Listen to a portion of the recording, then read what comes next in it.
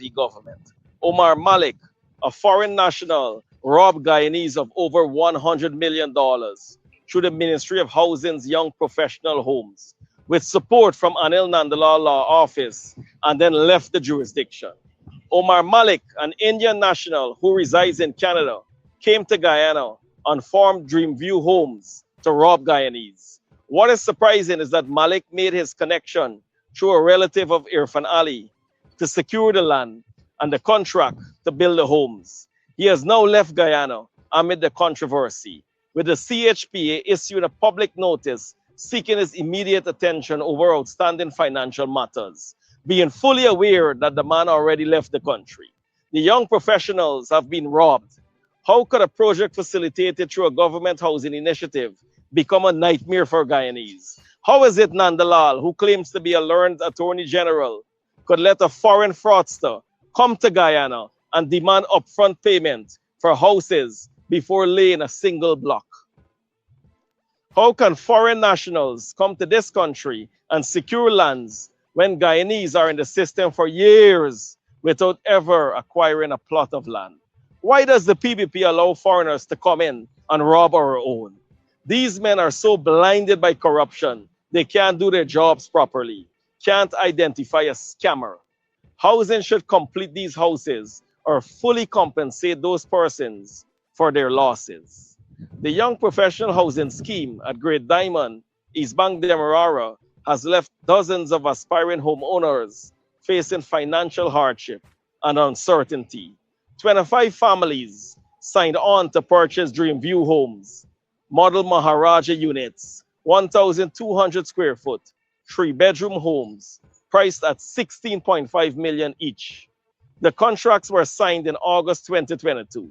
The young professionals then secured financing, include mortgages through the NBS Bank, and paid down payments of around $6 million on the premise that their homes would be completed within 6 months of signing.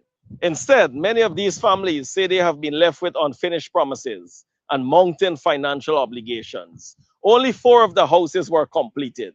The 4 that are completed, the persons, the young professionals, had to spend money from their pockets to complete the homes, while 21 buyers remain without the homes they already began paying for. Despite these circumstances, all of the buyers.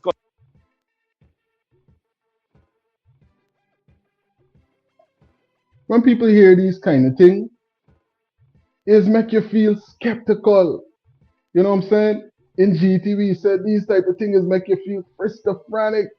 It's just saying to yourself, I don't know if I want to end up in this kettle of fish.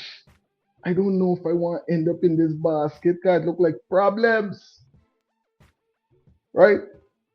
People just be worried about investing. And as we can see, there's many opportunities. But as we're hearing from the leader of the opposition himself, you gotta be aware because things like this is going down as well. Remember, the hotline number is on the screen and you can drop your comments into the comment section. Let your vote be heard right now. What do you think about the first poll that we would have put up right there into the live presentation?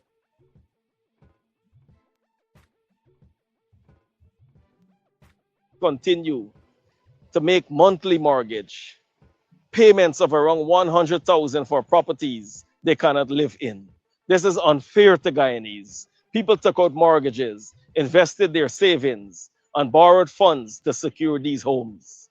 The development was undertaken under the Young Professional Housing Scheme, with lands allocated through the Ministry of Housing and the CHPA for private development. Buyers were also required to execute contracts through the developers' legal representatives, Mohabir Nandalal and Associates, and pay $30,000 for the contract.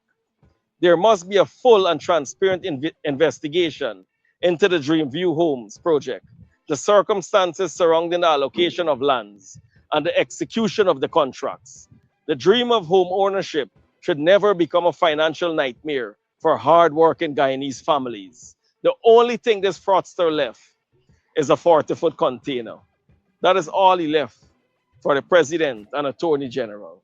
He carted off $100 million and flee our country and rob 25 young professionals.